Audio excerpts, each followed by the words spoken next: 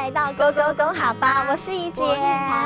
怡姐，最近啊，天气又湿又冷的，我好想要一碗呢暖乎乎的甜汤哦。对啊，天冷的时候啊，来一碗暖暖的甜汤啊，真的是暖心又暖胃哦。而且啊，在台湾这么多的甜汤当中，我最爱喝的就是花生汤了，叫做反挑糖。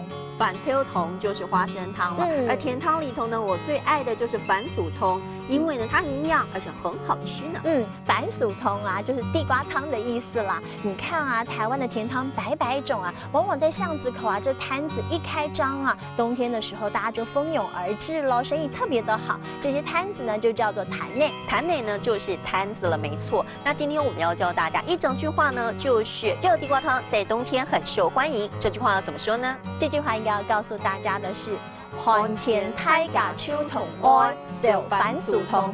寒天太假秋同愛，受反薯通。今天勾勾公好坊在冷冷的天气里面，为你献上一碗暖暖的甜汤哦。秋哥，今天天气好冷哦，我想要喝一点反薯通。可是今天这里没有番薯汤，前面摊里有花生汤。好啊，反挑头我也很喜欢。不然我们去前面看一看。老板，我们要2碗反挑头。好的。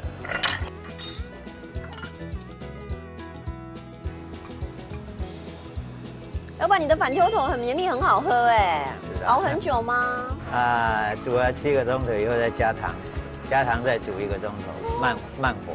老板，你们摊内开了几年呐？我们到今年第50年。50年喽！我觉得你们的反挑头好好喝哦。是啊。反挑头那个花生很绵密耶。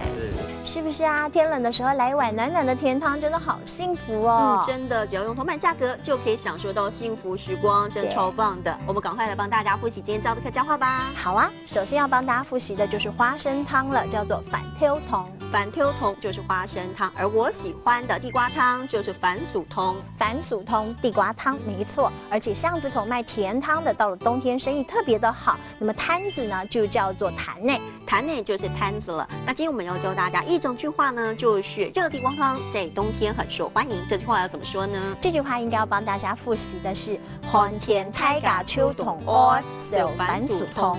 寒天太假秋同愛，受反薯通。今天勾勾公好坊在冷冷的冬天里面，我们一块来喝好好喝的甜汤哦！祝大家都幸福，我们下次见，拜拜。